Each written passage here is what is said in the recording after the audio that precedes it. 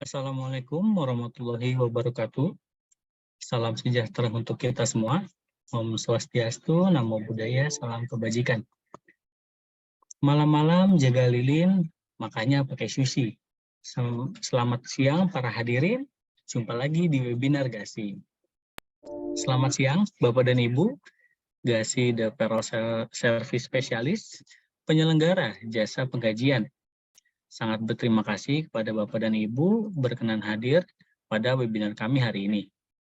Melayani 87 klien terkemuka di Indonesia, GASI memiliki repositori pengetahuan penggajian yang ingin kami bagi melalui GASI webinar yang kami rencanakan akan kami lakukan secara berkala. Dan topik penggajian yang terpilih pada webinar kami hari ini adalah isu yang selalu jadi topik pembicaraan di komunitas penggajian, yaitu peraturan pajak dan implikasi pembayaran THR atau tunjangan hari raya.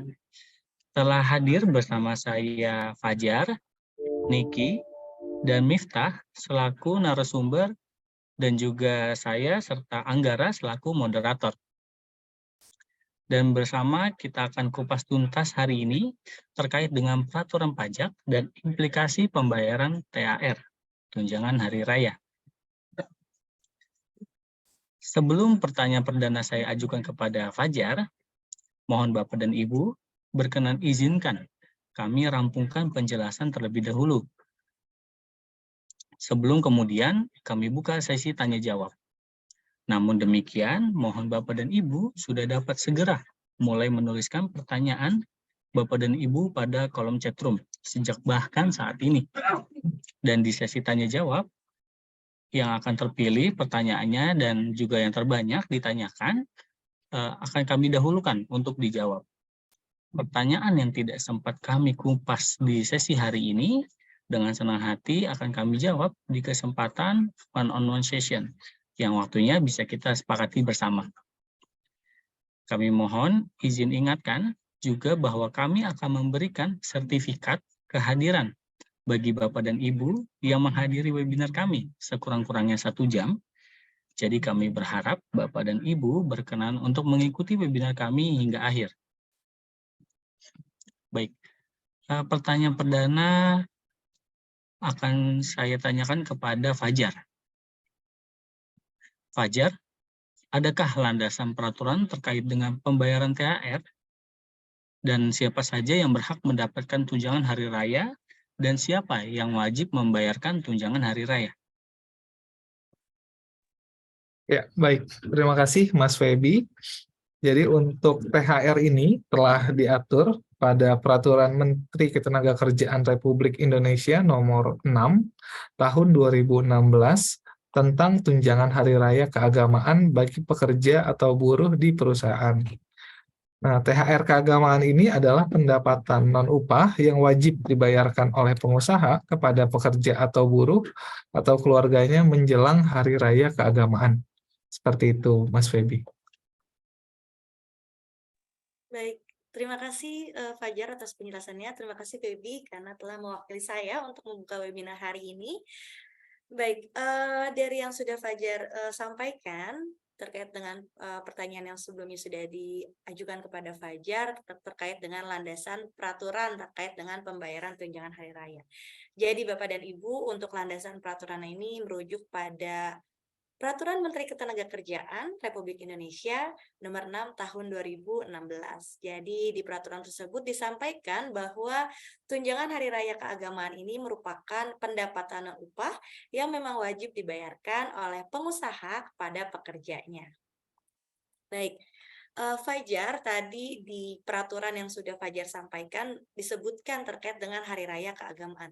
Bisa Fajar jelaskan apa sih yang dimaksud dengan hari raya keagamaan? Silakan Fajar. Ya, terima kasih Ica atas pertanyaannya. Jadi apa yang dimaksud dengan hari raya keagamaan?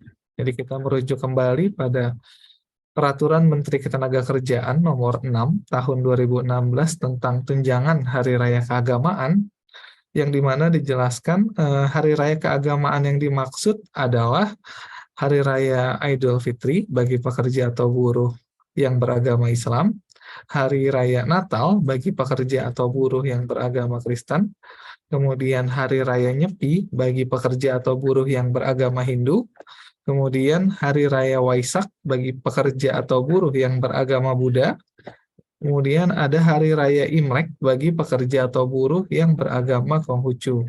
Nah, jadi bagi karyawan yang berhak mendapatkan THR sesuai dengan hari raya keagamaannya masing-masing. Dengan catatan karyawan tersebut sudah memenuhi persyaratan untuk mendapatkan THR. Seperti itu, Ica. Baik, Fajar. Jadi Bapak dan Ibu, Fajar menjelaskan terkait dengan Hari Raya Keagamaan yang tercantum pada Peraturan Menteri Ketenagakerjaan.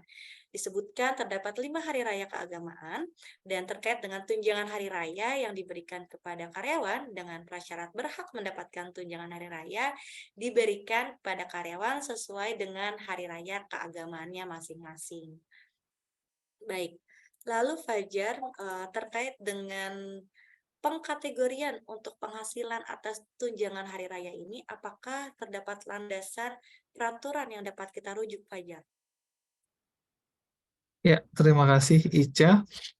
Terkait dengan pengkategorian penghasilan tersebut telah diatur pada Per 16 PJ 2016 tentang pedoman teknis tata cara pemotongan, penyetoran, dan pelaporan pajak penghasilan pasal 21 dan atau pasal 26. Yang dimana pada pasal 1 ayat 16 itu disampaikan bahwa atas penghasilan THR atau tunjangan hari raya itu dikategorikan sebagai penghasilan yang bersifat tidak teratur. Seperti itu, Ica. Baik, Fajar. Jadi Bapak dan Ibu, terkait dengan tunjangan hari raya keagamaan yang tercantum pada Per 16 PJ 2016, itu dikategorikan sebagai penghasilan pegawai tetap yang bersifat tidak teratur.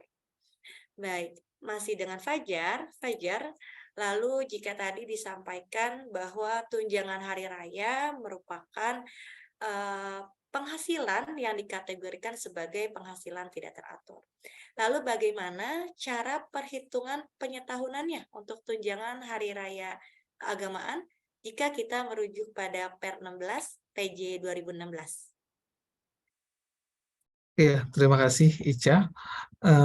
Jika kita merujuk Per 16 PJ 2016 di pasal 16 ayat 2B, dalam hal terdapat penghasilan yang bersifat tidak teratur, contohnya itu adalah THR, ya, seperti THR, maka perkiraan penghasilan yang akan diperoleh selama 1 tahun adalah penghasilan yang bersifat teratur, kemudian dikalikan dengan 12, ditambah dengan jumlah penghasilan yang bersifat tidak teratur. Seperti itu, Ica. Baik, jadi Fajar terkait dengan perhitungannya karena tunjangan hari raya ini sebagai kategori penghasilan tidak teratur, maka untuk perhitungannya didahulukan untuk perhitungan penghasilan teratur dikalikan 12 atau sesuai dengan masa perolehannya ditambah dengan jumlah penghasilan yang bersifat tidak teratur tersebut atau kita sebut sebagai tunjangan hari raya. Seperti itu ya Fajar. Ya, betul, Ica. Baik, lalu Fajar jika menganalisa terkait dengan proses perhitungan tunjangan hari raya atau penghasilan tidak teratur, apakah terdapat implikasi apabila karyawan mengalami kenaikan penghasilan teratur setelah dibayarkannya penghasilan tidak teratur atau tunjangan hari raya keagamaan ini? Ya, terima kasih, Ica. Jadi terdapat potensi gitu ya, Bapak dan Ibu, apabila terdapat kenaikan dari penghasilan teratur setelah dibayarkannya penghasilan tidak teratur. Nah, di sini kami contohkan ada diagram. Nah, diagram ini di sebelah kirinya menginformasikan terkait dengan tarif PPh pasal 17 dari 5% sampai dengan 35%. Kemudian di bagian bawahnya itu menjelaskan terkait dengan bulan karyawan memperoleh penghasilan gitu ya. Dan untuk yang berwarna biru, warna biru ini merupakan penghasilan teratur, sedangkan yang warna merah merupakan penghasilan yang bersifat tidak teratur. Nah, di sebelah kanannya Bapak dan Ibu dapat lihat, ini merupakan range dari penghasilan yang diperoleh karyawan sesuai dengan tarif pajaknya. Misalnya 0 sampai dengan 60 juta itu 5%, kemudian di atas 60 juta sampai 250 juta itu 15%, dan seterusnya, seperti itu. Nah, untuk contoh yang disimulasikan di sini adalah karyawan yang sudah bergabung di perusahaan sejak awal tahun. Di sini contohnya sejak Januari yang bersangkutan sudah menerima penghasilan, ada penghasilan teratur, tarifnya berada di 5 sampai 15% setelah disetahunkan. Nah, kemudian pada bulan April, karyawan memperoleh penghasilan tidak teratur, misalnya dicontohkan adalah THR. Kemudian pada bulan Juli terdapat kenaikan atas penghasilan teratur dari karyawan tersebut. Nah, kenaikannya itu dapat berupa ada kenaikan gaji misalnya, atau ada tambahan tunjangan tetap yang diperoleh oleh karyawan tersebut. Nah, kemudian pada bulan Desember dapat dilihat bahwa adanya perubahan atau pergeseran pada tarif pajak karyawan tersebut ketika dilakukan perhitungan pajak secara aktual, yang dimana perhitungan pajak di bulan Desember ini sedikit berbeda atau memang berbeda dibanding dengan perhitungan pajak bulanan, yang dimana perhitungan pajak bulanan itu adalah proyeksi, sedangkan perhitungan pajak Desember itu akan dihitungkan ulang aktual penghasilan yang diterima selama 1 tahun. Nah, karena sebelumnya ketika dihitungkan penghasilan tidak teraturnya, tarifnya masih berada di tarif 15 dan juga 25% di bulan April. Namun setelah dihitungkan secara aktual, dijumlahkan, penghasilan tidak teraturnya berpindah tarif menjadi 25%, sebagian besar, dan sebagian kecilnya ada di 30%. Hal itulah yang dapat menyebabkan adanya fluktuasi pajak pada akhir masa pajak yang bersangkutan. Seperti itu, Ica. Baik, terima kasih Fajar atas penjelasannya, sangat mendetail sekali. Jadi Bapak dan Ibu, dari penjelasan yang sudah Fajar sampaikan, bahwa pada saat terdapat pembayaran tunjangan hari raya keagamaan ataupun penghasilan tidak teratur, setelah itu terdapat kenaikan penghasilan teratur di bulan selanjutnya, maka di situ belum terdapat perubahan apapun. Namun pada saat di akhir masa pajak atau akhir tahun, karena sebelumnya sudah terdapat tunjangan hari raya keagamaan yang dibayarkan yang sudah melampaui, contohnya di sini berada di tarif 15% dan 25% pada akhir tahun ataupun akhir masa pajak, maka prosesnya akan melihat ataupun akan memperhitungkan secara aktual penghasilan yang didapat. Maka di sini terdapat perubahan tarif pajak yang terlihat oleh Bapak dan Ibu. Jadi di sini pada akhir masa pajak ataupun akhir tahun terlihat tarif pajak yang sesungguhnya yang dikenakan kepada karyawan sesuai dengan penghasilan yang memang sudah dibayarkan kepada karyawan. Baik, masih dengan Fajar, jika tadi Fajar sampaikan bahwa perusahaan wajib membayarkan tunjangan hari raya keagamaannya kepada karyawan sesuai dengan hari raya keagamaan. Lalu saya ingin bertanya, apakah karyawan asing yang bekerja di Indonesia, namun karyawan asing tersebut dibayarkan gajinya menggunakan mata uang asing? Apakah karyawan asing tersebut termasuk karyawan yang memang berhak mendapatkan tunjangan hari raya keagamaan? Silakan Fajar. Ya, terima kasih Ica terkait dengan karyawan asing. Jadi untuk karyawan asing tersebut, apabila sudah bekerja di Indonesia, yang telah memiliki masa kerjanya itu 1 bulan secara terus-menerus atau lebih, itu berhak mendapatkan tunjangan hari raya sesuai dengan hari raya keagamaan yang dianut, serta diberikan dalam bentuk uang dengan ketentuan menggunakan mata uang rupiah, seperti itu, Ica. Baik, Jadi Fajar, dapat dikatakan bahwa apabila karyawan asing tersebut memang sudah bekerja di Indonesia dengan melihat masa kerjanya 1 bulan secara terus-menerus, maka berhak mendapatkan tunjangan hari raya dengan syarat tunjangan hari raya yang dibayarkan tidak menggunakan mata uang asing, namun wajib menggunakan mata uang rupiah negara Republik Indonesia. Seperti itu ya Fajar. Baik, Fajar, jika tadi saya mempertanyakan terkait dengan karyawan asing, apakah berhak atau tidak mendapatkan tunjangan hari raya. Lalu bagaimana dengan karyawan magang? Apakah berhak mendapatkan tunjangan hari raya keagamaan? Silakan Fajar. Ya, terima kasih Ica. Jadi kita balik lagi ke peraturan nomor 6 tahun 2016 pasal 2 ayat 2 yang dimana dijelaskan bahwa THR diberikan kepada karyawan dengan perjanjian kerja waktu tertentu atau PKWT atau perjanjian kerja waktu tidak tertentu atau PKWTT. Nah, THR keagamaan diberikan kepada pekerja atau buruh yang mempunyai hubungan kerja dengan pengusaha berdasarkan perjanjian kerja tersebut. Adapun berdasarkan peraturan ini, maka dipastikan bahwa karyawan magang tidak berhak mendapatkan THR keagamaan. Untuk alasan tidak diberikannya THR keagamaan kepada karyawan magang, dikarenakan karyawan magang hanya berhubungan atas dasar perjanjian pemagangan, bukan atas perjanjian kerja. Seperti itu, Ica. Baik, terima kasih Fajar. Jadi Bapak dan Ibu, karena terkait dengan tunjangan hari raya ini kita merujuk pada Permenaker nomor 6 tahun 2016, maka terkait dengan pembayaran tunjangan hari raya keagamaan hanya diberikan kepada karyawan yang memang memiliki perjanjian kerja. Nah, untuk karyawan magang ini karyawan bersangkutan tidak memiliki perjanjian kerja, hanya memiliki perjanjian pemagangan. Atas hal tersebut, maka karyawan magang di suatu perusahaan jika tidak memiliki perjanjian kerja, maka tidak berhak mendapatkan tunjangan hari raya keagamaan.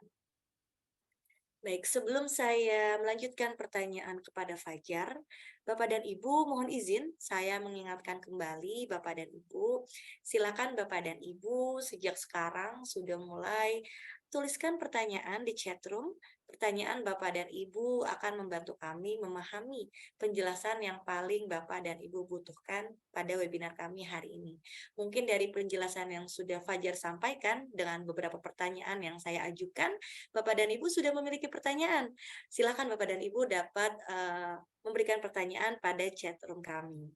Baik, Fajar, jika tadi menyampaikan terkait dengan karyawan asing dan karyawan magang apakah berhak mendapatkan tunjangan hari raya keagamaan.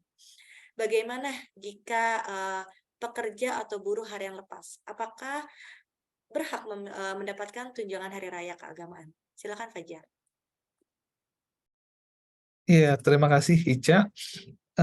Jadi apabila pekerja atau buruh harian lepas tersebut mempunyai hubungan kerja dengan perusahaan berdasarkan perjanjian kerja waktu tidak tertentu ataupun perjanjian kerja waktu tertentu dan telah memenuhi kriteria yang sebelumnya, yaitu masa kerja yang bersangkutan itu 1 bulan secara terus-menerus atau lebih, maka yang bersangkutan itu berhak mendapatkan THR. Namun perlu diketahui, ketentuan upah yang digunakan untuk menghitung THR pekerja atau buruh itu sedikit berbeda dengan yang sebelumnya, yaitu pekerja atau buruh yang telah mempunyai masa kerja 12 bulan atau lebih, upah 1 bulannya itu akan dihitung berdasarkan rata-rata upah yang diterima dalam 12 bulan sebelum Hari Raya Keagamaan. Kemudian untuk pekerja atau buruh yang telah mempunyai masa kerja tapi kurang dari 12 bulan, upah 1 bulannya itu dihitung berdasarkan rata-rata upah yang diterima setiap bulannya selama masa kerja yang bersangkutan. Seperti itu, Ica.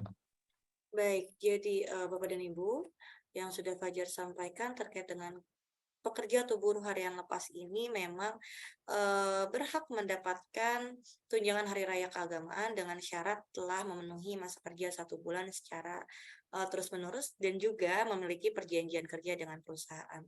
Namun di sini tadi Fajar sampaikan bahwa terdapat ketentuan upah yang memang perlu diperhatikan untuk pekerja atau buruh harian lepas. Yang pertama adalah untuk pekerja atau buruh harian lepas ini memang memiliki masa kerjanya hanya 12 bulan atau lebih, maka upah 1 bulannya itu dihitung berdasarkan rata-rata upah yang diterima dalam 12 bulan terakhir. Yang kedua adalah untuk pekerja ataupun buruh harian lepas ini, untuk upahnya apabila masa kerja kurang dari 12 bulan, maka upahnya dihitung berdasarkan rata-rata upah yang diterima setiap bulan sesuai dengan masa kerjanya. Baik, terima kasih Fajar atas penjelasannya. Saya mohon izin beralih ke narasumber berikutnya yaitu Niki. Niki, boleh Niki jelaskan ketentuan upah untuk perhitungan tunjangan hari raya keagamaan ini. Silakan Niki. Terima kasih Ica. Baik Bapak dan Ibu, terkait dengan base yang digunakan untuk perhitungan THR adalah upah selama 1 bulan. Dan upah 1 bulan sebagaimana yang dimaksud Bapak dan Ibu, yaitu upah tanpa tunjangan yang merupakan upah bersih atau upah pokok termasuk tunjangan tetap. Demikian Bapak dan Ibu. Baik, terima kasih Niki. Jadi Bapak dan Ibu terkait ketentuan upah untuk perhitungan tunjangan hari raya yang sudah Niki sampaikan, ini juga merujuk ya pada peraturan Menteri Ketenagakerjaan bahwa upah yang diperhitungkan untuk tunjangan hari raya keagamaan ini adalah upah 1 bulan dengan ketentuan upah tanpa tunjangan yang merupakan upah bersih atau upah pokok termasuk dengan tunjangan tetap. Jadi untuk perhitungan upahnya itu sendiri terdapat ketentuannya Bapak dan Ibu. Baik, Niki, jika tadi saya sudah berbincang dengan Fajar terkait dengan ketentuan pengkategorian tunjangan hari raya ini, lalu juga terdapat juga pembahasan dengan Niki sebelumnya membahas terkait dengan ketentuan upah untuk perhitungan tunjangan hari raya keagamaan. Tentunya kita semua ingin tahu bagaimana perhitungan tunjangan hari raya keagamaan sesuai dengan peraturan yang berlaku. Bisakah Niki jelaskan untuk cara perhitungannya? Baik, terima kasih Ica. Bapak dan Ibu, di sini saya akan menjelaskan contoh perhitungan THR untuk karyawan yang mendapatkan THR baik secara full ataupun secara prorata. Untuk contoh case yang pertama, di sini ada contoh perhitungan THR secara full, di mana terdapat contoh yaitu Mawar bekerja di PT XYZ terhitung sejak bulan April tahun 2021. Kemudian di sini Mawar memiliki basic salary sebesar 6 juta rupiah dan tunjangan tetap sebesar 2 juta rupiah. Lalu berapakah THR yang didapatkan Mawar pada bulan Mei tahun 2022? Dari contoh yang terdapat pada slide, bisa kita lihat Bapak dan Ibu bahwa Mawar telah bekerja selama lebih dari 12 bulan. Sehingga perhitungan THR untuk Mawar adalah 12/12, kemudian dikalikan dengan 1 bulan upah, di mana untuk upah Mawar di sini terdapat basic salary ditambahkan dengan tunjangan tetap, sehingga menghasilkan THR sebesar 8 juta rupiah. Lalu Bapak dan Ibu, untuk contoh case yang kedua, terkait dengan perhitungan THR secara prorata, pada slide berikutnya, yaitu terdapat contoh, Melati bekerja di PT XYZ terhitung sejak bulan Maret tahun 2022. Kemudian memiliki basic salary sebesar 6 juta rupiah dan tunjangan tetap sebesar 2 juta rupiah. Lalu berapakah THR yang didapatkan Melati pada bulan Mei tahun 2022? Untuk perbedaan case yang pertama dengan case yang kedua, yaitu Bapak dan Ibu terdapat pada masa kerja dari karyawan yang bersangkutan. Untuk contoh case yang kedua, Melati di sini hanya memiliki masa kerja selama 3 bulan, yaitu terhitung sejak bulan Maret tahun 2022 sampai dengan bulan Mei tahun 2022. Sehingga untuk perhitungan THR Melati adalah 3/12 dikalikan dengan 1 bulan upah, di mana untuk upah di sini terdapat basic salary dan juga tunjangan tetap, sehingga menghasilkan THR yang diterima oleh Melati yaitu sebesar 2 juta rupiah. Demikian Bapak dan Ibu. Baik, terima kasih Niki atas penjelasannya. Jadi Bapak dan Ibu tadi Niki menyampaikan terkait dengan cara melakukan perhitungan tunjangan hari raya keagamaan bagi karyawan. Jadi untuk perhitungan itu sendiri adalah masa perolehan dari karyawan tersebut atau masa kerja dari karyawan pada saat bergabung di suatu perusahaan hingga Hari Raya Keagamaan, lalu dikali 1 bulan upah yang sudah ditentukan sebelumnya, yang Niki juga sudah jelaskan ketentuan upah untuk tunjangan Hari Raya Keagamaan, lalu dibagi dengan 12. Di situ didapatkan nominal tunjangan Hari Raya yang perlu dibayarkan kepada karyawan. Baik, Niki, terkait dengan pembayaran tunjangan Hari Raya Keagamaan yang tentunya kita semua ketahui bahwa sudah tercantum, tertera, dan juga tertuang pada Peraturan Menteri Ketenagakerjaan. Lalu Niki, apakah perusahaan diperbolehkan membayarkan tunjangan Hari Raya Keagamaan lebih tinggi dari peraturan yang telah ditetapkan? Dan tunjangan Hari Raya apakah boleh dibayarkan lebih dari 1 kali dalam 1 tahun? Silakan Niki. Terima kasih, Ica. Bapak dan Ibu, seperti yang sudah dijelaskan bahwa tunjangan hari raya ini diberikan 1 kali dalam 1 tahun, sesuai dengan hari raya keagamaan masing-masing pekerja atau buruh. Untuk hari raya keagamaan di sini adalah hari raya Idul Fitri bagi pekerja atau buruh yang beragama Islam, hari raya Natal bagi pekerja atau buruh yang beragama Kristen Katolik dan juga Kristen Protestan, hari raya Nyepi bagi pekerja atau buruh yang beragama Hindu, hari raya Waisak bagi pekerja atau buruh yang beragama Buddha, serta hari raya Imlek bagi pekerja atau buruh yang beragama Konghucu. Namun Bapak dan Ibu, kembali lagi ke pasal 4, hal tersebut diperbolehkan, namun dengan catatan terdapat ketentuan bahwa penetapan besaran nilai THR keagamaan telah sesuai berdasarkan perjanjian kerja, peraturan perusahaan, perjanjian kerja bersama, ataupun kebiasaan yang telah dilakukan, yakni lebih besar dari nilai THR keagamaan sesuai dengan peraturan yang berlaku. Maka Bapak dan Ibu, THR yang dibayarkan kepada pekerja atau buruh adalah berdasarkan perjanjian kerja, peraturan perusahaan, perjanjian kerja bersama, ataupun kebiasaan yang telah berlaku. Jadi Bapak dan Ibu, untuk THR boleh saja dibayarkan 2 kali atau lebih selama 1 masa pajak. Dengan catatan THR yang dibayarkan tidak kurang dari nilai THR keagamaan sesuai dengan peraturan yang berlaku. Demikian Bapak dan Ibu. Baik, terima kasih Niki atas penjelasannya. Jadi Bapak dan Ibu, jika merujuk peraturan Menteri Ketenagakerjaan memang yang juga sudah Niki sampaikan bahwa hari raya keagamaan terbagi menjadi 5 hari raya keagamaan. Dan juga pembayaran tunjangan hari raya ini kepada karyawan sesuai dengan hari raya keagamaan taruhan tersebut. Dan dalam peraturan disampaikan bahwa tunjangan hari raya keagamaan dibayar 1 kali dalam 1 tahun sesuai dengan hari raya keagamaan masing-masing. Namun apabila Bapak dan Ibu ingin membayarkan tunjangan hari raya keagamaan baik lebih tinggi ataupun lebih dari 1 kali, itu diperbolehkan dengan ketentuan hal tersebut tercantum ataupun tertera ataupun tertuang pada perjanjian kerja, peraturan perusahaan, perjanjian kerja bersama, ataupun sesuai dengan kebiasaan yang telah dilakukan. Dan juga hal tersebut memang diperbolehkan. Yang terpenting adalah tunjangan hari raya tidak dibayarkan kepada karyawan kurang dari nilai THR sesuai dengan ketentuan pada Peraturan Menteri Ketenagakerjaan. Baik, sebelum saya melanjutkan pertanyaan kepada Niki, Bapak dan Ibu, beberapa informasi telah kami sampaikan terkait dengan tunjangan hari raya keagamaan. Mungkin Bapak dan Ibu sudah memiliki pertanyaan yang ingin disampaikan kepada kami untuk segera kami bahas.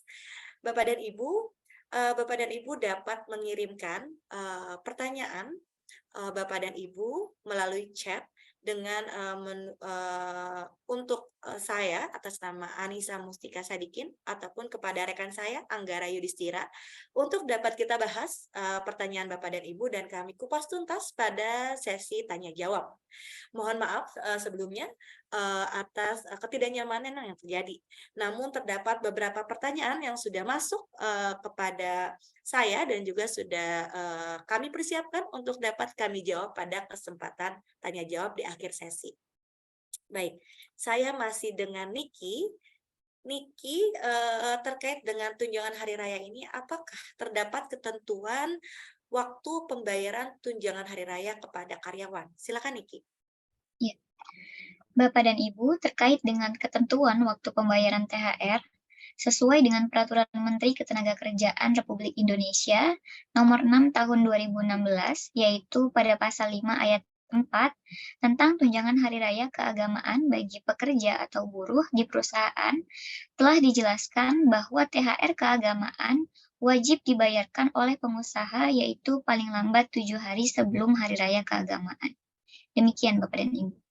Baik, terima kasih Niki. Jadi Bapak dan Ibu terkait dengan ketentuan waktu pembayaran tunjangan hari raya keagamaan. Jadi di sini jika kita kembali merujuk pada Peraturan Menteri Ketenagakerjaan Republik Indonesia Nomor 6 Tahun 2016 bahwa tunjangan hari raya keagamaan tersebut wajib dibayarkan kepada karyawan paling lambat 7 hari sebelum hari raya keagamaan. Jadi di sini dapat diperhatikan Bapak dan Ibu terkait dengan pembayaran tunjangan hari raya keagamaan. Baik, saya beralih ke narasumber berikutnya, Miftah.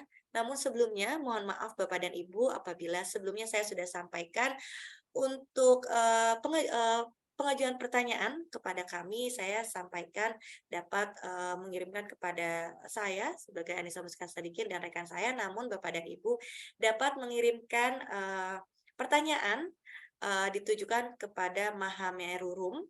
Di sini juga rekan saya Ricky Andrean telah menyampaikan melalui chat yang dapat Bapak dan Ibu lihat. Terima kasih. Baik, saya beralih ke Miftah. Miftah, tadi saya sudah berbincang dengan Fajar dan juga bersama Niki terkait dengan ketentuan tunjangan hari raya keagamaan dan juga bagaimana tata cara pembayaran tunjangan hari raya keagamaan kepada karyawannya. Lalu bagaimana Miftah jika terdapat case bahwa karyawan memiliki utang kepada perusahaan, apakah perusahaan tersebut diperbolehkan memotong nominal tunjangan hari raya sesuai dengan nominal hutang karyawan tersebut? Silakan Miftah. Baik, terima kasih Ica. Jadi berdasarkan Peraturan Nomor 36 Tahun 2021 pada Pasal 65 tentang pengupahan, tunjangan hari raya sebagai pendapatan pekerja bisa saja dipotong oleh pengusaha karena pekerja memiliki utang di perusahaan. Dengan catatan, pemotongannya itu paling banyak hanya 50% saja dari setiap pembayaran upah yang seharusnya diterima. Artinya, pemotongan tunjangan hari raya atas hutang karyawan tidak boleh lebih dari 50%, bertujuan agar pekerja yang bersangkutan tetap dapat merayakan hari raya keagamaannya. Kemudian terkait hal ini, perlu juga ditekankan bahwa cicilan utang pekerja kepada perusahaan tersebut harus terdapat bukti tertulisnya. Demikian, Ica.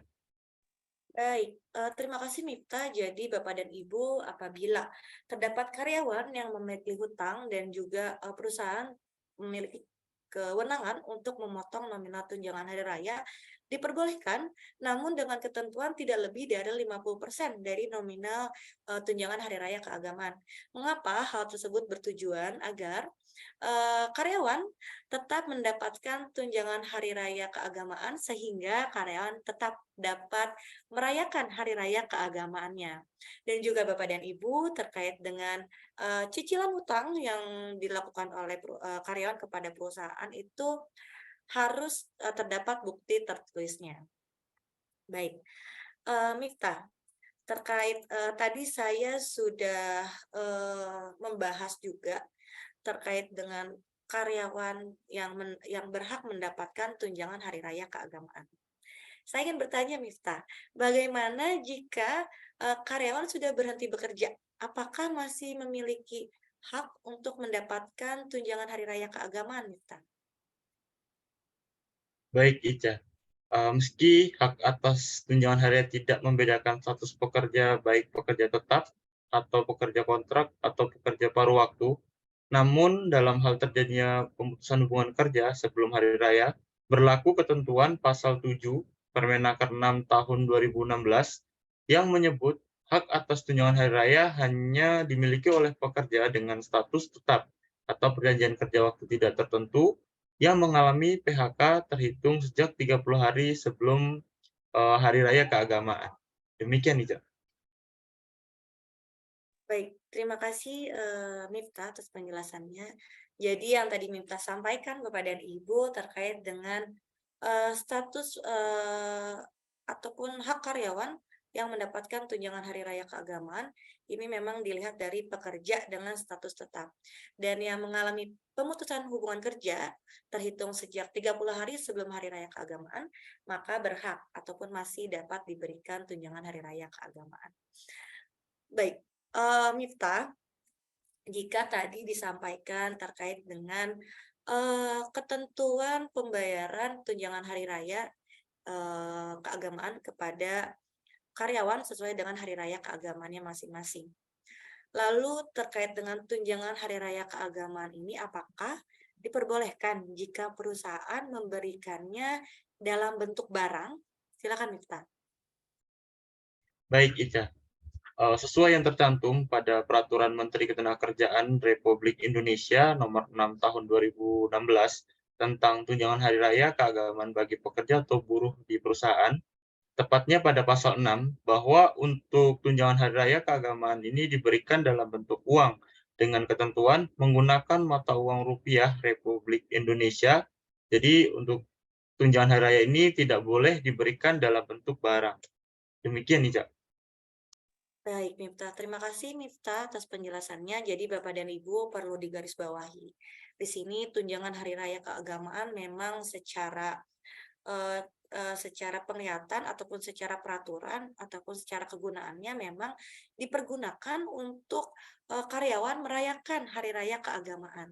Atas hal tersebut, maka pada Peraturan Menteri Ketenagakerjaan Republik Indonesia yang sudah disampaikan oleh Miftah, tunjangan hari raya keagamaan ini wajib dibayarkan ataupun diberikan dalam bentuk uang. Jadi tidak dapat diberikan dalam bentuk barang. Baik, Miftah.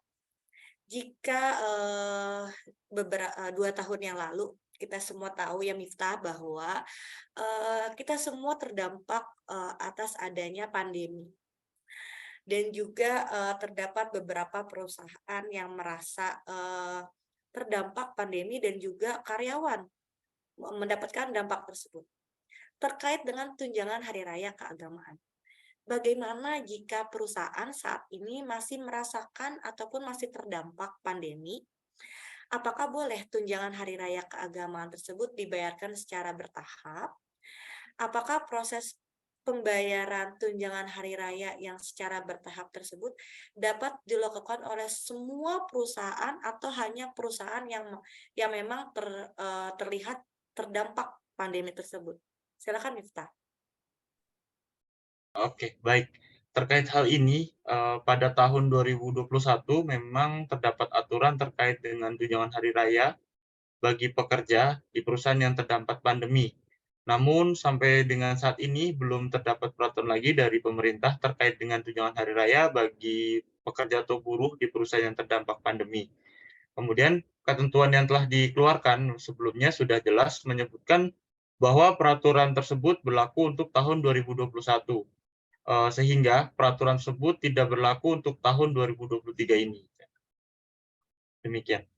Baik, Miftah. Terima kasih atas penjelasannya. Jadi Miftah, dari yang Miftah sampaikan ataupun yang kita dapat lihat ya Miftah di layar bahwa ketentuan ini memang hanya berlaku di tahun 2021. Sehingga untuk 2023 ini tidak dapat merujuk pada surat edaran Menteri Ketenagakerjaan yang tercantum pada layar ya Miftah. Jadi untuk 2023 ini belum terdapat surat edaran terkait dengan ketentuan apabila perusahaan masih terdampak pandemi untuk pembayaran tunjangan hari raya keagamaan ini. Seperti itu ya Miftah. Baik, sebelum saya melanjutkan pertanyaan saya kepada Miftah, saya berterima kasih sebelumnya Bapak dan Ibu. Bapak dan Ibu sudah terdapat beberapa pertanyaan yang sudah dikirimkan ke saya, kepada rekan saya ataupun tertuju pada Mahamerurum. Namun mohon izin Bapak dan Ibu mengingatkan kembali mungkin terdapat Bapak dan Ibu yang baru bergabung di webinar kami hari ini. Mengingatkan kembali bagi Bapak dan Ibu yang sudah memiliki pertanyaan terkait dengan ketentuan tunjangan hari raya keagamaan ataupun sesuai dengan informasi yang sudah disampaikan oleh narasumber kami, mohon Bapak dan Ibu dapat mengirimkan ataupun menyampaikan pertanyaan Bapak dan Ibu melalui chatroom, dapat ditujukan kepada saya, Anissa Mustika Sadikin, ataupun Anggara Yudhistira, ataupun Mahamerurum. Dan pertanyaan Bapak dan Ibu akan membantu kami untuk memahami penjelasan yang paling Bapak dan Ibu butuhkan pada topik webinar hari ini. Baik, Miftah, saya masih dengan Miftah. Miftah, terkait dengan perusahaan yang wajib membayarkan tunjangan hari raya keagamaan kepada karyawan. Apakah terdapat sanksi yang dikenakan kepada perusahaan apabila perusahaan melewati batas waktu yang ditentukan oleh peraturan? Karena kita semua tahu tadi sudah disampaikan bahwa pembayaran tunjangan hari raya keagamaan ini paling lambat 7 hari sebelum hari raya keagamaan. Silakan, Miftah. Baik, Ica. Jadi kita merujuk pada Peraturan Menteri Ketenagakerjaan yaitu nomor 6 tahun 2016 tentang tunjangan hari raya keagamaan bagi pekerja atau buruh di perusahaan pada pasal 10. Bagi pengusaha yang terlambat membayarkan tunjangan hari raya keagamaan kepada pekerja atau buruh atau tidak sesuai dengan peraturan yang sudah ditetapkan, yaitu dibayarkan oleh pengusaha paling lambat 7 hari sebelum hari raya keagamaan, akan dikenakan denda sebesar 5% dari total tunjangan hari raya keagamaan yang harus dibayar sejak berakhirnya batas waktu kewajiban pengusaha untuk membayar. Kemudian, denda tersebut akan dikelola dan dipergunakan untuk kesejahteraan pekerja yang diatur dalam peraturan perusahaan atau perjanjian kerja bersama. Dan perlu diketahui juga bahwa terkait pengenaan denda tersebut tidak menghilangkan kewajiban pengusaha untuk tetap membayarkan tunjangan hari raya keagamaannya kepada pekerja atau buruh. Demikian, Nisha. Baik, terima kasih Miftah. Jadi Bapak dan Ibu, terkait dengan sanksi yang dikenakan kepada perusahaan apabila terlambat ataupun melewati batas yang telah ditentukan, yaitu paling lambat 7 hari sebelum hari raya keagamaan, maka perusahaan akan dikenakan denda sebesar 5% dari total tunjangan hari raya keagamaan yang harus dibayarkan. Dan juga terkait dengan denda yang dikenakan kepada perusahaan, tidak menghilangkan kewajiban perusahaan untuk tetap membayarkan tunjangan hari raya keagamaan kepada pekerja atau buruh. Lalu Bapak dan Ibu, tadi Miftah sampaikan 5% yang dikenakan denda kepada perusahaan ini akan dikelola dan dipergunakan untuk kesejahteraan pekerja atau buruh yang diatur dalam peraturan perusahaan atau perjanjian kerja bersama. Baik Miftah, jika tadi perusahaan terlambat membayarkan tunjangan hari raya keagamaan, bagaimana jika perusahaan tidak membayarkan tunjangan hari raya keagamaan kepada karyawan? Apakah terdapat sanksi yang dikenakan kepada perusahaan? Silakan Miftah. Baik, Ica. Jadi terkait sanksi dari perusahaan yang tidak membayarkan tunjangan hari raya kepada karyawan dapat merujuk pada Peraturan Menteri Ketenagakerjaan nomor 6 tahun 2016 tentang tunjangan hari raya keagamaan. Lebih tepatnya pada pasal 11, pengusaha yang tidak membayar tunjangan hari raya keagamaan kepada pekerja dikenakan sanksi administratif. Sanksi administratif itu yang dimaksud sesuai dengan ketentuan peraturan perundang-undangan. Lalu jika merujuk pada Peraturan Menteri Ketenagakerjaan nomor 20 tahun 2016 pasal 2, sanksi administratif yang dimaksud dapat berupa yang pertama itu tunjangan teguran tertulis, kemudian pembatasan kegiatan usaha, terus penghentian sementara sebagian atau seluruh alat produksi dan pembekuan kegiatan usaha. Demikian, Ica. Baik, Miftah. Bapak dan Ibu, apabila perusahaan tidak membayarkan tunjangan hari raya kepada karyawannya, maka di sini tidak dikenakan denda 5%, namun di sini dikenakan sanksi administratif. Administratif tersebut tadi sudah Miftah sampaikan, adanya teguran tertulis, pembatasan kegiatan usaha, penghentian sementara, sebagian ataupun seluruh alat produksi, dan yang terakhir adalah pembekuan kegiatan usaha. Baik, Miftah, jika tadi Miftah sampaikan terkait dengan sanksi apabila perusahaan tidak membayarkan tunjangan hari raya keagamaan. Lantas, pertanyaan berikutnya Miftah, apakah semua perusahaan itu wajib membayarkan ataupun memberikan tunjangan hari raya keagamaan kepada karyawannya, Miftah? Iya, berdasarkan pasal 1 ayat 1 Permenaker 6 tahun 2016 dan peraturan pemerintah nomor 36 tahun 2021 tentang pengupahan pada pasal 9 ayat 1, membayar tunjangan hari raya kewajiban pengusaha kepada pekerja atau buruh. Di sini dijelaskan pengusaha yang dimaksud adalah orang perseorangan, persekutuan, atau badan hukum yang menjalankan suatu perusahaan milik sendiri. Kemudian, orang perseorangan, persekutuan, atau badan hukum yang secara berdiri sendiri menjalankan perusahaan bukan miliknya.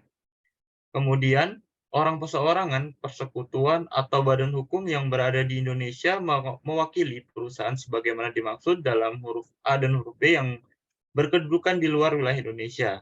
Kemudian, pekerja atau buruh yang dimaksud adalah setiap orang yang bekerja dengan menerima upah atau imbalan dalam bentuk lain. Demikian nih, Cak. Baik, terima kasih Miftah atas penjelasannya. Jadi Bapak dan Ibu, terkait dengan pertanyaan saya sebelumnya ke Miftah, apakah semua perusahaan wajib memberikan tunjangan hari raya? Tadi Miftah sudah sampaikan terdapat 3 kategori yang dimaksud dengan pengusaha. Jadi di sini terdapat orang perseorangan atau persekutuan atau badan hukum yang menjalankan suatu perusahaan milik sendiri. Lalu tadi juga disampaikan yang secara berdiri sendiri menjalankan perusahaan bukan miliknya, dan yang terakhir adalah yang berada di Indonesia mewakili perusahaan yang berkedudukan di luar wilayah Indonesia. Baik, Miftah, lalu bagaimana jika perusahaan tidak mampu memenuhi kewajibannya untuk memberikan tunjangan hari raya kepada karyawan? Kepada siapa karyawan bisa mengadukan hal tersebut, Miftah? Baik, Ica. Jika THR atau tunjangan hari raya tidak dibayarkan oleh pengusaha, maka karyawan dapat mengadukan hal tersebut kepada HR perusahaan karyawan bersangkutan untuk menyelesaikan masalah tersebut secara kekeluargaan. Namun apabila HR tidak menindaklanjuti atau tidak menangani pengaduan mengenai tunjangan hari raya tersebut secara internal, maka karyawan dapat mengadukan kepada Dinas Tenaga Kerja setempat. Demikian, Ica. Baik, terima kasih Miftah atas penjelasannya. Jadi Bapak dan Ibu, apabila perusahaan tidak memenuhi kewajibannya untuk membayarkan tunjangan hari raya ini, sebagai karyawan dapat menyampaikan kepada HR perusahaan tersebut atau dapat mengadukan kepada Dinas Tenaga Kerja setempat. Baik, Bapak dan Ibu, jelang saya meminta Miftah untuk memberikan rangkuman secara ringkas dan kesimpulan atas bincang-bincang kita hari ini dengan topik ketentuan pembayaran tunjangan hari raya keagamaan. Mohon izin Bapak dan Ibu mengingatkan kembali Bapak dan Ibu tersisa beberapa menit untuk dapat tuliskan pertanyaan di chatroom. Pertanyaan yang terbanyak ditanyakan akan kami prioritaskan untuk kami bedah bersama. Dan pertanyaan yang tidak sempat terjawab di sesi hari ini, dengan senang hati akan kami layani di kesempatan one-on-one session di waktu terpisah yang silakan kita sepakati bersama. Mungkin terdapat Bapak dan Ibu yang baru bergabung, Bapak dan Ibu dapat mengirimkan pertanyaan baik kepada saya, Anissa, ataupun rekan saya, Anggara. Baik, Miftah, bisa Miftah berikan kami semua rangkuman dan kesimpulan atas bincang-bincang tips dan trik penggajian hari ini. Silakan Miftah. Baik, jadi rangkuman dan kesimpulan atas bincang-bincang kita di siang hari ini, yaitu yang pertama, terdapat tunjangan hari raya keagamaan adalah pendapatan non-upah yang wajib dibayarkan oleh pengusaha kepada pekerja atau buruh atau keluarganya paling lambat 7 hari sebelum hari raya keagamaan sesuai dengan hari raya keagamaan pekerja atau buruh. Kemudian yang poin kedua adalah pekerja atau buruh yang berhak mendapatkan tunjangan hari raya adalah pekerja atau buruh yang mempunyai masa kerja 1 bulan secara terus-menerus atau lebih, dan pekerja atau buruh yang mempunyai hubungan kerja dengan pengusaha berdasarkan perjanjian kerja. Yang terakhir, besaran tunjangan hari raya yang dibayarkan oleh pengusaha harus sesuai dengan Peraturan Menteri Ketenagakerjaan Republik Indonesia, yaitu nomor 6 tahun 2016 tentang tunjangan hari raya keagamaan bagi pekerja atau buruh di perusahaan. Demikian nih, Cak. Baik, terima kasih Miftah atas rangkuman ringkas yang disampaikan untuk kami semua terkait dengan topik pembahasan hari ini, yaitu ketentuan pembayaran tunjangan hari raya keagamaan. Bapak dan Ibu, kita jelang sesi tanya jawab, rekan saya Anggara akan bacakan pertanyaan terpilih yang telah disampaikan oleh Bapak dan Ibu untuk kita bahas bersama. Maka dari itu silakan Anggara.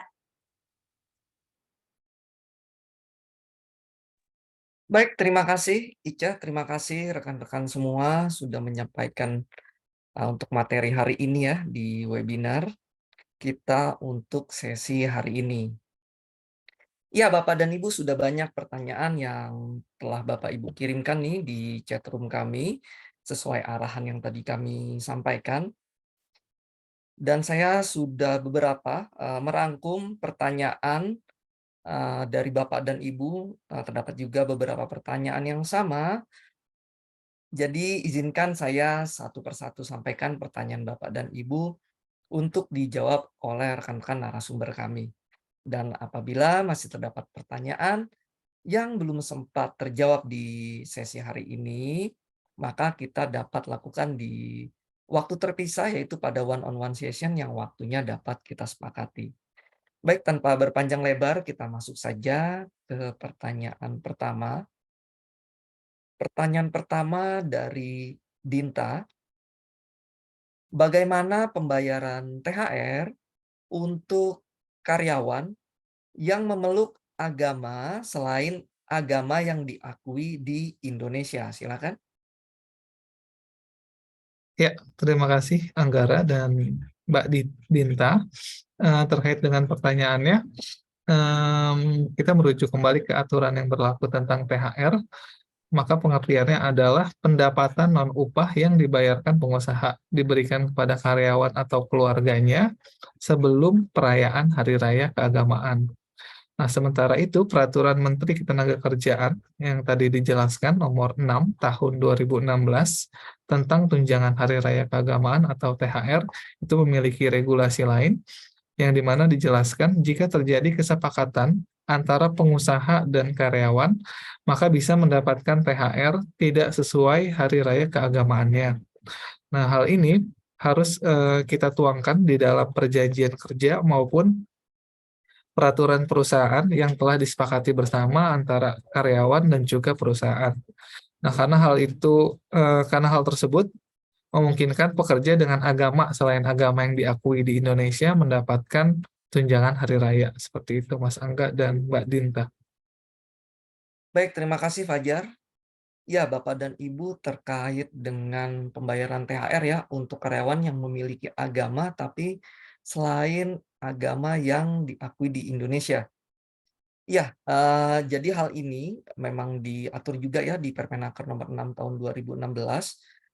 Jika terdapat karyawan yang memiliki agama tetapi selain yang ada di Indonesia, maka dalam hal ini kita selaku pemberi kerja atau perusahaan dapat menyepakati ya, di mana kesepakatan ini wajib dituangkan agar terang benderang antara pemberi kerja dengan karyawan, di mana ini dapat dituangkan di perjanjian kerja atau peraturan perusahaan. Seperti itu, Bapak dan Ibu. Baik, untuk pertanyaan berikutnya, apakah diperbolehkan menggunakan perhitungan THR yang berbeda dari aturan? Silakan. Ya, terima kasih Mas Anggara. Pertanyaan tadi adalah apakah diperbolehkan menggunakan perhitungan THR yang berbeda dari aturan? Ya, baik. THR tersebut boleh dibayarkan atau diperhitungkan berbeda dari peraturan yang seharusnya dengan catatan bahwa tunjangan hari raya atau THR tersebut dibayarkan tidak boleh lebih rendah jika dibandingkan dengan nilai THR keagamaan yang dihitungkan sesuai dengan peraturan yang berlaku gitu. Jadi boleh aja gitu dihitungkan berbeda dari peraturan, tapi syaratnya adalah hasil perhitungannya itu tidak boleh lebih rendah nilainya dibandingkan dengan peraturan yang berlaku. Seperti itu, Mas Angga. Baik, terima kasih Fajar. Ya, Bapak dan Ibu, untuk perhitungan THR, dalam hal ini kesimpulannya boleh saja berbeda, tetapi dengan catatan ya Bapak dan Ibu, nilai THR yang diberikan tidak boleh lebih rendah dari perhitungan yang sesuai dengan peraturan yang berlaku. Seperti itu, Bapak dan Ibu. Baik, saya lanjutkan. Untuk pertanyaan berikutnya dari Putra. Ya, bagaimana perhitungan THR untuk karyawan part-time? Silakan. Ya, terima kasih Mas Angga dan Mas Putra ya. Bagaimana perhitungan THR untuk karyawan part-time? Ya, jadi kita bisa kembali ke peraturan sebelumnya yang di mana Permenaker nomor 6 tahun 2016 pada pasal 2 ayat 2 THR diberikan kepada karyawan dengan perjanjian kerja waktu tertentu atau perjanjian kerja waktu tidak tertentu, dan THR keagamaan diberikan kepada pekerja atau buruh yang mempunyai hubungan kerja dengan pengusaha berdasarkan perjanjian kerja tersebut. Adapun berdasarkan peraturan tersebut, maka dapat diketahui bahwa karyawan part-time itu tidak berhak mendapatkan THR keagamaan dikarenakan THR keagamaan kepada karyawan part-time tersebut yang bersangkutan itu berhubungan dengan pengusaha itu atas dasar perjanjian part-time gitu, bukan perjanjian kerja seperti PKWT ataupun PKWTT. Seperti itu, Anggara. Baik, terima kasih, Fajar. Ya, Bapak dan Ibu, untuk pemberian ya THR untuk karyawan part-time ya. Jadi di Permenaker nomor 6 tahun 2016 ini, khususnya dalam hal ini di pasal 2 ya, ayat 2, Bapak dan Ibu, di mana memang dalam hal ini THR diberikan kepada karyawan yang memiliki perjanjian kerja waktu tertentu dan perjanjian kerja waktu tidak tertentu. Jadi jika dalam hal ini karyawan part-time tidak memiliki PKWT atau PKWTT, maka tidak berhak. Tetapi jika karyawan part-time ini memiliki PKWT atau PKWTT, atau karyawan ini bisa disebut karyawan part-time atau karyawan misalnya tenaga lepas atau lain sebagainya, bagaimana kita menyebutnya, dengan catatan jika memiliki perjanjian kerja waktu tertentu atau PKWT dan atau memiliki perjanjian kerja waktu tidak tertentu atau PKWTT, maka dalam hal ini berhak untuk mendapatkan THR. Seperti itu, Bapak dan Ibu. Baik, untuk pertanyaan berikutnya, ya dari Bayu. Bagaimana perhitungan THR untuk karyawan unpaid? Silakan. Ya, terima kasih Mas Angga.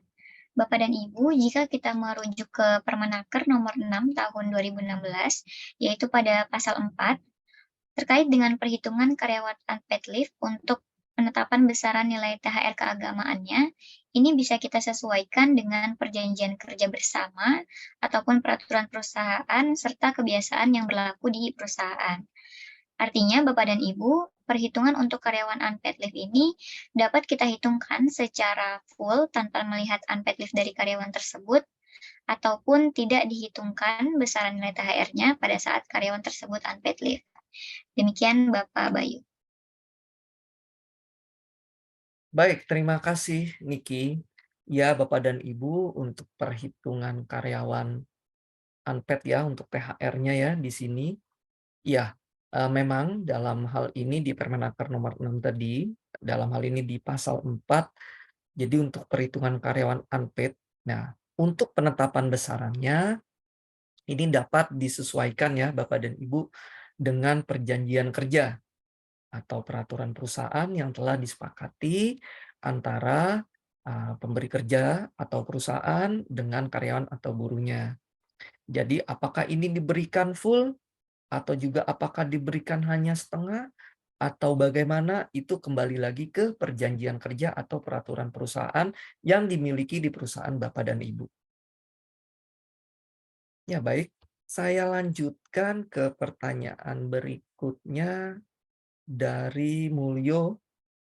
Ya, apakah diperbolehkan untuk karyawan yang terminate atau karyawan resign langsung diberikan THR-nya tanpa melihat 30 hari sebelum hari raya sesuai peraturan? Silakan. Ya, Bapak dan Ibu, sesuai dengan ketentuan Permenaker nomor 6 tahun 2016 pada pasal 7 yang menyebut hak atas THR di sini hanya dimiliki oleh pekerja dengan status tetap atau perjanjian kerja waktu tidak tertentu yang mengalami PHK, yaitu terhitung sejak 30 hari sebelum Hari Raya Keagamaan. Namun, Bapak dan Ibu, jika perusahaan akan tetap membayarkan THR tanpa melihat minimal 30 hari sebelum Hari Raya, hal tersebut diperbolehkan saja dengan merujuk berdasarkan perjanjian kerja ataupun peraturan perusahaan serta kebiasaan yang telah berlaku. Demikian Bapak dan Ibu. Baik, terima kasih Niki. Ya, Bapak dan Ibu, jika kita kembali ya mengacu ke Permenaker nomor 6 tahun 2016, untuk case ini kita berada di pasal 7, di mana memang di pasal 7 dinyatakan ya bahwa hak atas THR itu hanya dimiliki oleh pekerja dengan status tetap ya atau perjanjian kerja waktu tertentu maupun perjanjian kerja waktu tidak tertentu. Dalam hal ini baik yang mengalami PHK terhitung sejak 30 hari sebelum Hari Raya Keagamaan. Ya, jadi secara pakemnya peraturan mengatur 30 hari sebelum Hari Raya Keagamaan. Lalu bagaimana jika kita secara perusahaan tetap ingin memberikan ya ketika karyawan tersebut terminate atau resign atau PHK ya Bapak dan Ibu. Ini kembali lagi jika hal ini memang tercantum di perjanjian kerja atau peraturan perusahaan yang Bapak Ibu miliki, di perusahaan Bapak Ibu miliki, maka hal ini sah-sah saja untuk diberikan ke karyawan tersebut. Seperti itu, Bapak dan Ibu. Baik, saya lanjutkan ke pertanyaan berikutnya dari Anggraini Puspitasari. Ya, ingin bertanya tentang elemen yang masuk ke dalam perhitungan upah apa saja, lalu di kantor Ibu Anggraini ini tidak ada elemen tetap dan tidak tetap ya. Jadi elemen gaji yang ada itu seperti basic, salary, position allowance, meal, transportation, seperti itu. Lalu jumlah yang diterima setiap bulannya juga sama. Apakah hal tersebut termasuk semua komponen di dalamnya? Silakan. Ya, terima kasih Mas Angga dan Ibu Anggraini atas pertanyaannya. Jadi sebelum menjawab pertanyaan Ibu Anggraini, izinkan saya menjelaskan tadi ya, pertanyaan yang pertama, apa aja yang masuk ke dalam elemen upah gitu ya, Bu Anggraini. Ya, jadi berdasarkan surat edaran dari Menteri Tenaga Kerja, pengertian dari komponen upah itu ada dibagi menjadi 3 kelompok, ada upah pokok, yang dimana artinya adalah imbalan dasar yang dibayarkan kepada pekerja menurut tingkat atau jenis pekerjaan yang besarnya ditetapkan berdasarkan kesepakatan. Nah, biasanya upah pokok ini contohnya berupa gaji pokok gitu ya, atau basic salary, yang biasanya dibayarkannya itu secara tetap gitu setiap bulan itu di tanggal atau di waktu yang sama gitu ya Bapak dan Ibu, dan biasanya jumlah upah pokok itu disesuaikan dengan posisi ataupun jabatan yang ditanggung oleh sang karyawan tersebut gitu ya. Itu untuk upah pokok. Kemudian ada bagian kedua yaitu tunjangan tetap. Tunjangan tetap ini adalah suatu pembayaran yang teratur berkaitan dengan pekerjaan yang diberikan secara tetap untuk pekerja dan keluarganya, serta dibayarkan dalam satuan waktu yang sama dengan pembayaran upah pokoknya.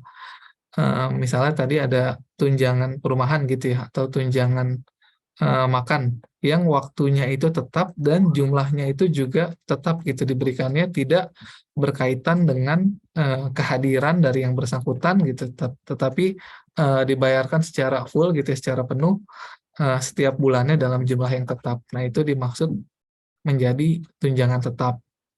Nah, sedangkan untuk tunjangan tidak tetap itu adalah suatu pembayaran yang secara langsung atau tidak langsung berkaitan dengan pekerja yang diberikan secara tidak tetap untuk pekerja dan dibayarkan menurut satuan waktu yang tidak sama dengan waktu pembayaran upah pokok.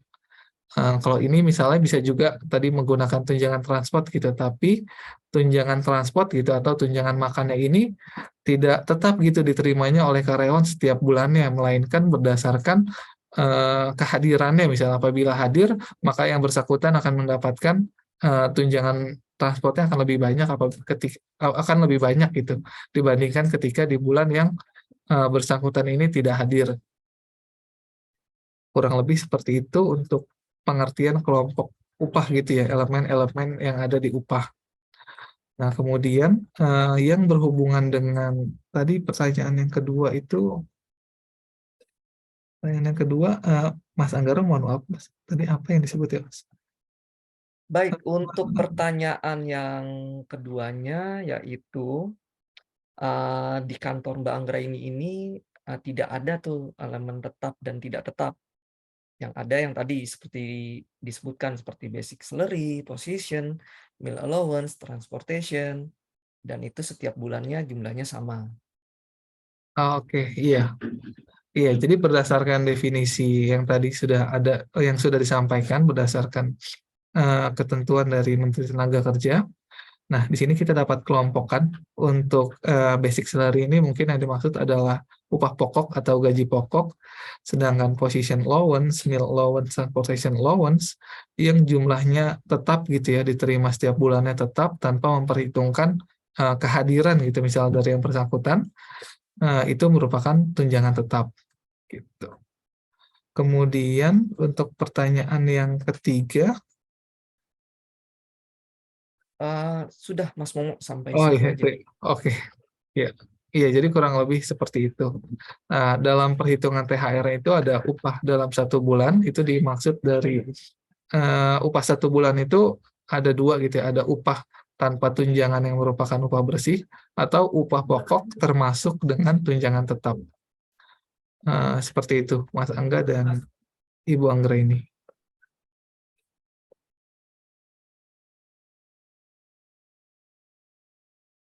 Oke, terima kasih Mas Fajar. Ya, jadi Mbak Anggra ini terkait pertanyaannya, jika Mbak Anggra ini menganggap, oh di tempat saya tidak ada nih yang dimaksud teratur tidak teratur, mungkin ada terdapat kekurangan pemahaman. Yang dimaksud dengan penghasilan teratur adalah penghasilan yang didapat setiap bulannya, Mbak Anggra ini dengan nilai yang sama. Sedangkan penghasilan tidak teratur adalah yang didapat, contohnya hanya 1 tahun sekali, seperti THR, bonus. Nah, itu seperti itu. Jadi kalau dari pertanyaan Mbak Anggra ini ada gaji, ada basic salary, ada position yang di mana nilainya tidak berubah, itu dianggap ke dalam penghasilan teratur karena didapatkan setiap bulan dan dengan nilai yang sama. Lalu terkait pengertian upah. Upah di sini di dalam peraturan ini dibagi menjadi dua. Upah tanpa tunjangan tetap atau upah dengan tunjangan tetap. Jadi tergantung di perusahaan Mbak Anggra ini menetapkannya upah yang dimaksud dengan upah itu apa? Apakah hanya basic salary saja atau plus dengan tunjangan tetap? Seperti itu. Baik, saya lanjutkan untuk pertanyaan berikutnya dari Rose. Apakah konsultan berhak menerima THR? Silakan. Baik, terima kasih Mas Anggara. Ibu Ros, berdasarkan Permenaker nomor 6 tahun 2016, yaitu pada pasal 2 ayat 2, THR ini diberikan kepada karyawan dengan perjanjian kerja waktu tertentu atau PKWT, atau perjanjian kerja waktu tidak tertentu, yaitu PKWTT. Lalu Ibu Ros, THR keagamaan ini diberikan kepada pekerja atau buruh yang mempunyai hubungan kerja dengan pengusaha berdasarkan perjanjian kerja. Adapun berdasarkan peraturan tersebut, maka Ibu Ros dapat dipastikan bahwa untuk konsultan tidak berhak mendapatkan THR keagamaan. Untuk alasan tidak diberikannya THR keagamaan kepada konsultan, hal ini dikarenakan konsultan tidak termasuk karyawan dengan kategori perjanjian kerja waktu tertentu atau PKWT dan juga perjanjian kerja waktu tidak tertentu atau PKWTT. Demikian Ibu Ros. Baik, terima kasih Niki. Ya, jadi Bapak dan Ibu terkait dengan konsultan ya berhak atau tidak menerima THR ini mirip seperti pertanyaan sebelumnya yang untuk pegawai part-time ya. Jadi perlu kita tegaskan lagi di Permenaker nomor 6 tahun 2016 ini memang di pasal 2 ayat 2 dinyatakan jika karyawan ya memiliki PKWT atau PKWTT ini berhak.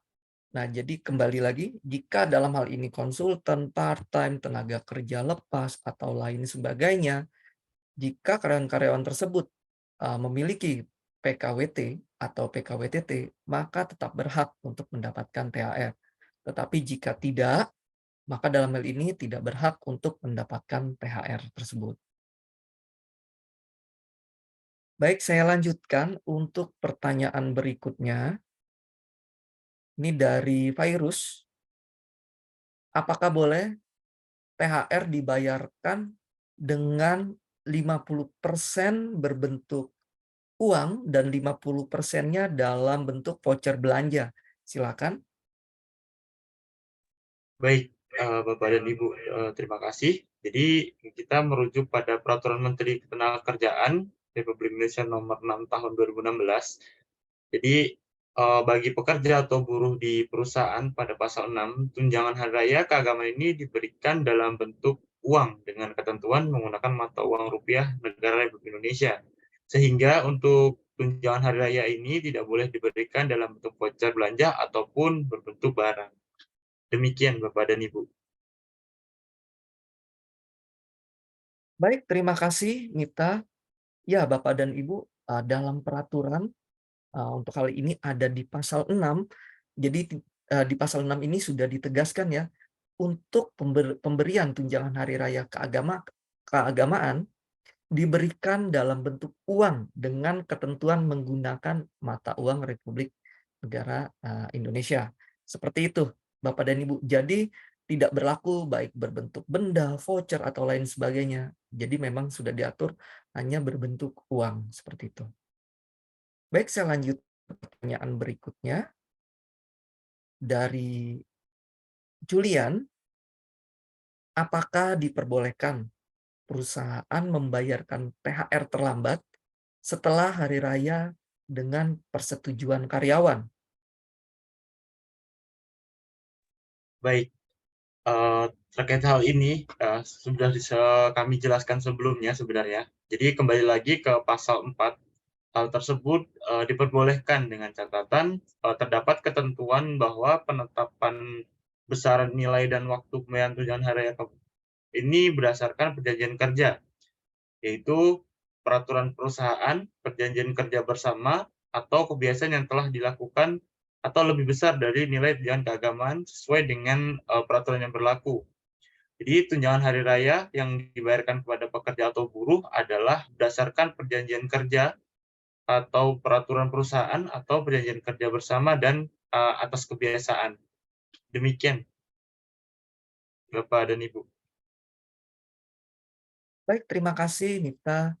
Ya, Bapak dan Ibu, apakah dalam hal ini perusahaan ya boleh ya membayarkan THR-nya terlambat setelah hari raya, tetapi dengan catatan sudah disetujui atau sudah berkomunikasi dengan karyawan. Ya, jadi kita harus kembali lagi nih Bapak dan Ibu ke pasal 4.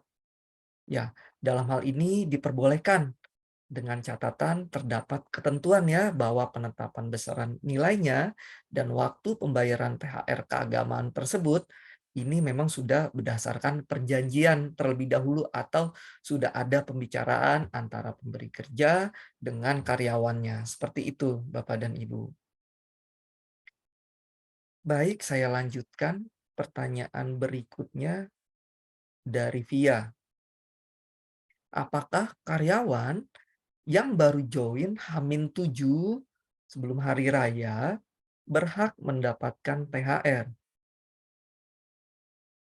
Baik, terima kasih. Izinkan saya menjawab, Ibu Via. Jadi bagi pengusaha ini wajib memberikan tunjangan hari raya keagamaan kepada pekerja atau buruh yang telah mempunyai masa kerja 1 bulan secara terus-menerus atau lebih. Sehingga untuk karyawan yang baru join H-7 setelah hari raya, sebelum hari raya tidak berhak mendapatkan tunjangan hari raya. Demikian, Ibu Via dan Mas Angga. Baik, terima kasih Mita. Ya, Bapak dan Ibu, untuk karyawan yang baru join 7 hari ya atau H-7 sebelum hari raya, di sini kembali lagi ke peraturan disebutkan, yang berhak itu yang mempunyai masa kerja 1 bulan secara terus-menerus atau lebih. Ya, jadi dalam hal ini untuk karyawan yang baru 7 hari, berarti dia belum mempunyai masa kerja 1 bulan secara terus-menerus, maka tidak berhak untuk mendapatkan THR. Ya, pertanyaan berikutnya dari Ziana. Untuk karyawan non-muslim, apakah boleh mendapatkan THR pada saat Idul Fitri dan pada saat hari raya keagamaannya seperti Natal atau mungkin hari raya lain gitu ya, sudah tidak dibayarkan lagi. Jadi inti pertanyaannya adalah, eee, yang non-muslim tetap mendapatkan THR, jadi ditarik ke depan. Jadi untuk tunjangan hari raya keagamaannya, misalnya Natal di Desember, dia maunya ikut bareng THR. Misal ada keagamaan yang lain, dia ikut bareng yang Muslim di Idul Fitri. Nah, itu bagaimana teman-teman? Ya, terima kasih Mas Angga dan Ibu Ziana. Jadi kita balik lagi berdasarkan pasal 5 ayat 1 Permenaker nomor 6 tahun 2016 disampaikan bahwa pembayaran THR itu diberikan 1 kali dalam setahun dan disesuaikan dengan hari raya keagamaan dari masing-masing pekerja.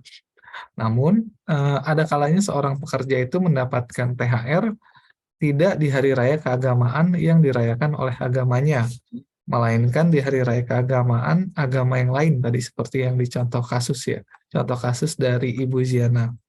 Nah, seperti yang disebutkan dalam pasal 5 di ayat 3 Permenaker nomor 6 tahun 2016, pemberian THR disesuaikan dengan hari raya keagamaan masing-masing pekerja, kecuali kesepakatan pengusaha dan pekerja menentukan hal lain.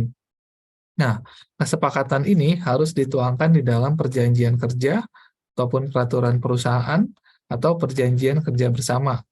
Nah, jadi jika sudah ada kesepakatan antara karyawan dan juga pengusaha bahwa THR keagamaannya dibayarkan bersamaan dengan hari raya keagamaan lain, maka karyawan dapat mendapatkan THR tersebut pada hari raya keagamaan yang telah disepakati. Seperti itu, Mas Angga.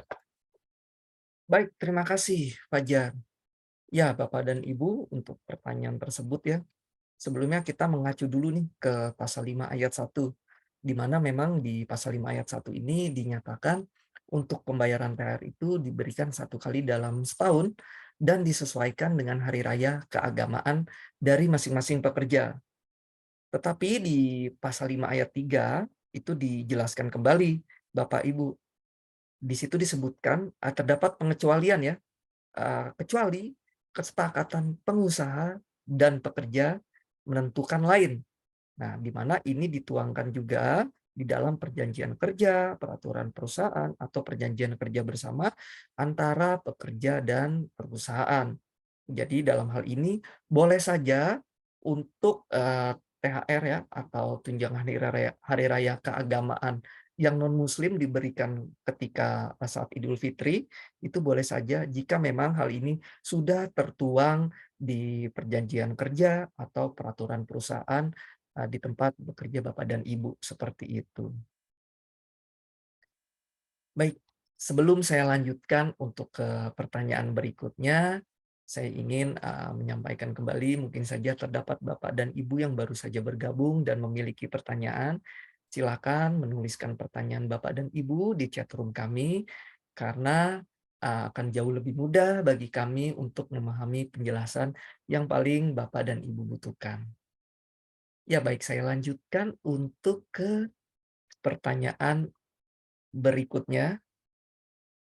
Pertanyaan berikutnya dari Pena Melita. Jika di dalam PKB ditulis bahwa karyawan dengan status PKWT tidak berhak menerima THR, apakah hal tersebut diperbolehkan menurut peraturan perundang-undangan? Silahkan. Ya. Selamat siang Pak Anggara, suara saya sudah terdengar ya? Jelas, Arman. Oke, baik. Jadi tadi pertanyaannya yang disampaikan oleh Ibu Pena adalah ketika di dalam PKB diatur karyawan yang statusnya PKWT itu tidak berhak menerima THR. Apakah hal tersebut diperbolehkan menurut peraturan perundang-undangan? Jadi kalau kita rujuk gitu ya Bapak dan Ibu, peraturan yang mengatur terkait dengan tunjangan hari raya itu kan sekarang diatur di dalam Permenaker nomor 6 tahun 2016.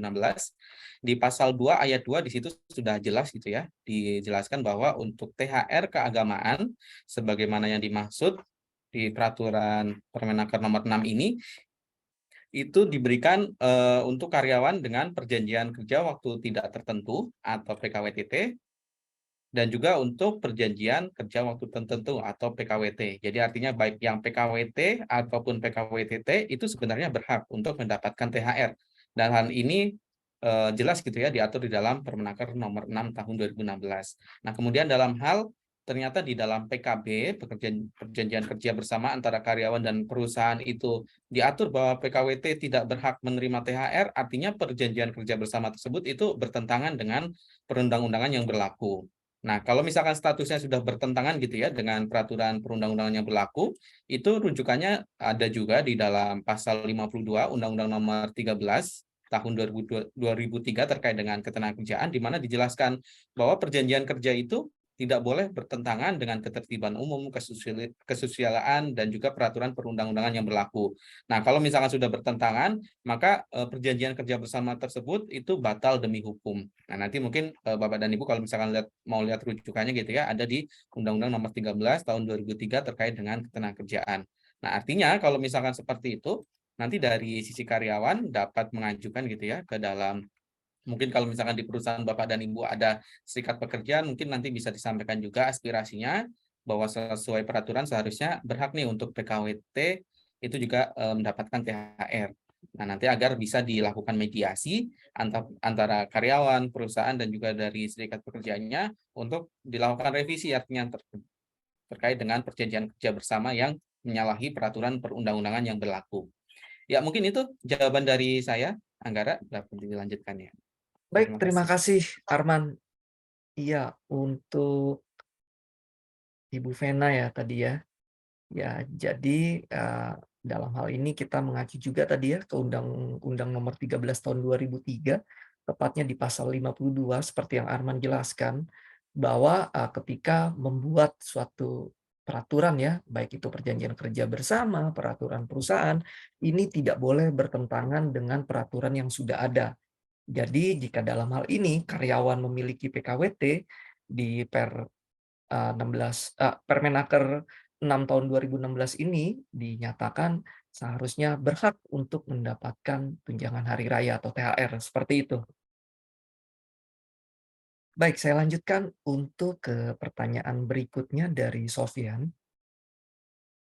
Jika perusahaan dalam kondisi yang kurang baik ya atau kondisi sulit atau sedang merugi, apakah diperkenankan untuk tidak memberikan THR khususnya untuk jajaran tertentu seperti direksi, dengan catatan dalam hal ini jajaran tersebut menyetujui?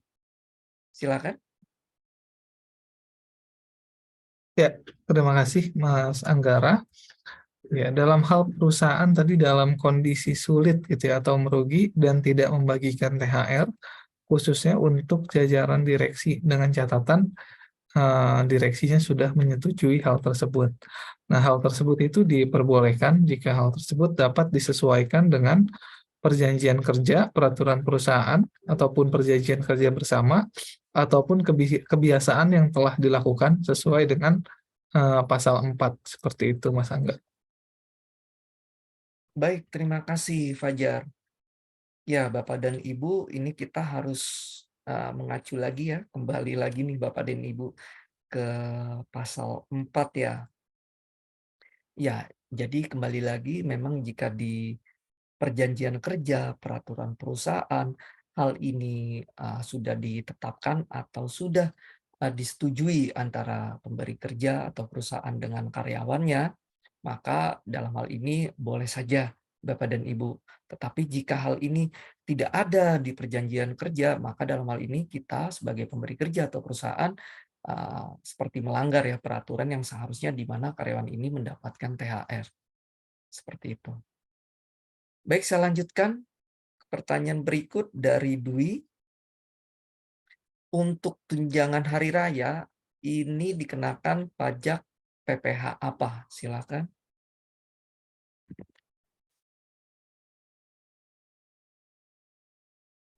Baik, terima kasih. Jadi untuk tunjangan hari raya ini dikenakan pajak PPh pasal 21 dan merupakan penghasilan tidak teratur. Pada bukti potong 1721A1 akan masuk ke dalam bagian B, rincian penghasilan dan penghitungan PPh pasal 21 pada row 7, yaitu tantim, bonus, gratifikasi, jasa produksi, dan THR. Demikian, Bapak Dwi dan Mas Angga. Baik, terima kasih Mifta. Iya Bapak dan Ibu, untuk THR ini dikenakan pajak apa ya? Jadi untuk pajaknya tetap PPh pasal 21 dan dalam kategorinya ini masuk ke dalam penghasilan tidak teratur. Ini masuk ke dalam row 7 Bapak dan Ibu. Jadi tergabung dengan tantiem, bonus, gratifikasi, jasa produksi, dan juga THR itu sendiri. Baik, selanjutnya pertanyaan dari Dono. Mengapa setiap perusahaan berbeda-beda dalam membayarkan THR-nya? Ada yang 1 kali gaji dan ada yang lebih dari 1 kali gaji. Silakan. Ya, terima kasih Mas Anggara untuk pertanyaan dari Bapak Dono terkait dengan peraturan atas perhitungan THR memang sudah diatur dalam Peraturan Menteri Ketenagakerjaan Republik Indonesia, yaitu nomor 6 tahun 2016, tentang tunjangan hari raya keagamaan bagi pekerja ataupun buruh di perusahaan. Namun Bapak dan Ibu merujuk ke pasal 4 bahwa hal tersebut dibolehkan berbeda-beda menghitungnya, dengan catatan terdapat ketentuan bahwa penetapan besaran nilai THR keagamaan tersebut telah sesuai dengan perjanjian kerja, peraturan perusahaan, perjanjian kerja bersama, atau kebiasaan yang telah dilakukan, yaitu lebih besar dari nilai THR keagamaan sesuai dengan peraturan yang berlaku. Jadi, Bapak dan Ibu, untuk kesimpulannya, bahwa THR boleh dihitungkan berbeda dari yang seharusnya, asalkan catatan THR yang dibayarkan tersebut lebih besar dari nilai THR keagamaan sesuai dengan peraturan yang berlaku. Demikian Bapak Dono. Baik, terima kasih Niki. Ya, Bapak dan Ibu, dalam hal ini ya, jika mengacu ke peraturan memang diberikan kan 1 kali upah, di mana tadi upah juga sudah dijelaskan ya. Nah, tetapi jika diberikan lebih dari peraturan, kembali lagi, boleh saja, asal nilainya tidak kurang perhitungannya dari peraturan. Dan kembali lagi, hal ini harus tercatat ya Bapak dan Ibu di perjanjian kerja atau peraturan perusahaan.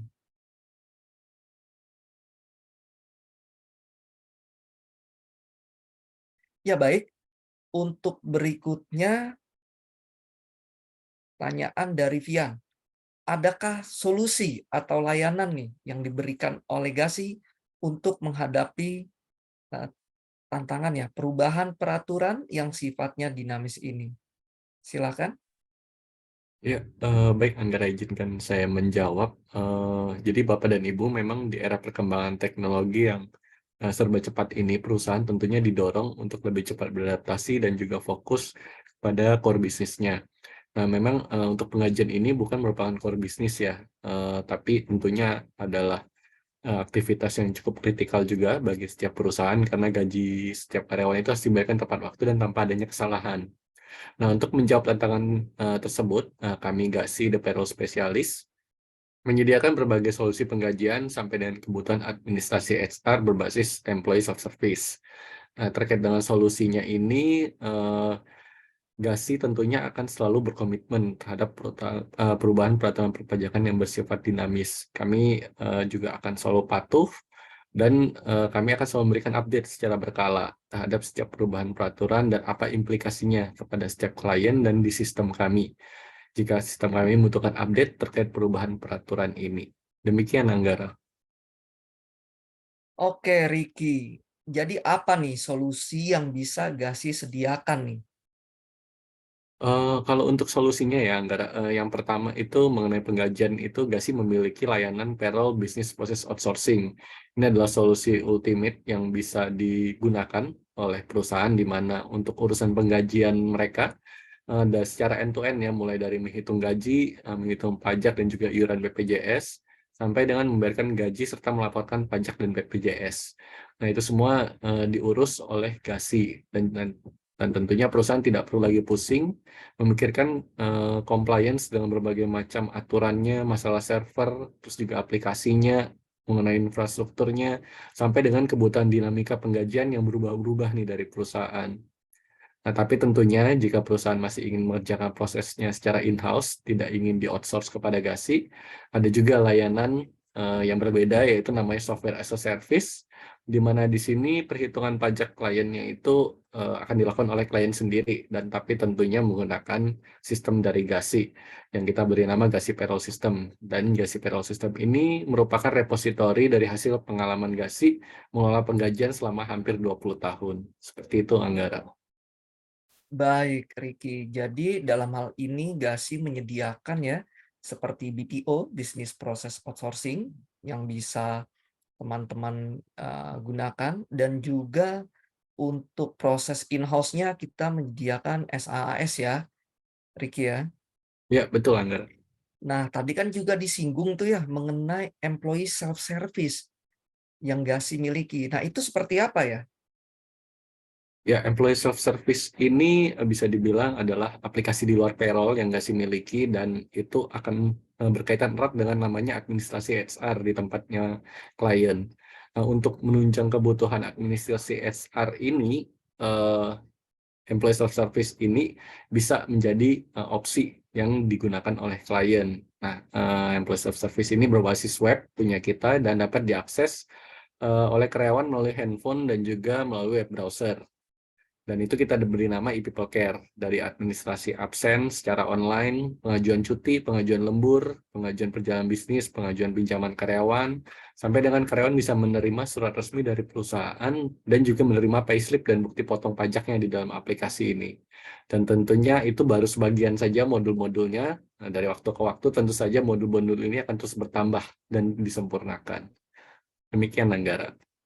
Oke, jadi employee self-service ini itu tadi berbasis web ya, yang dimana karyawan bisa mengakses ya melalui handphone, komputer, atau lain sebagainya, di mana untuk proses administrasinya pun juga beragam ya, seperti absensi, cuti, overtime, lalu ada bisnis trip tadi disebutkan, juga ada pinjaman atau loan karyawan, ya, sampai juga pendistribusian payslip dan bukti potong ya. Nah, kalau memang dengan fitur yang sebanyak itu gitu loh yang bisa kami gunakan ya. Nah, terkait harganya bagaimana nih? Bisa dijelaskan nggak nih? Oke, baik, Anggara. Mengenai harga, sebenarnya akan sangat menyesuaikan dengan skala ekonomi perusahaan, karena biayanya yang akan dikeluarkan itu tergantung dari seberapa banyak jumlah karyawan yang akan diproses untuk perhitungan payroll-nya. Nah, saat ini GASI memiliki klien yang cukup bervariasi, dari yang karyawannya hanya puluhan sampai dengan belasan ribu karyawan.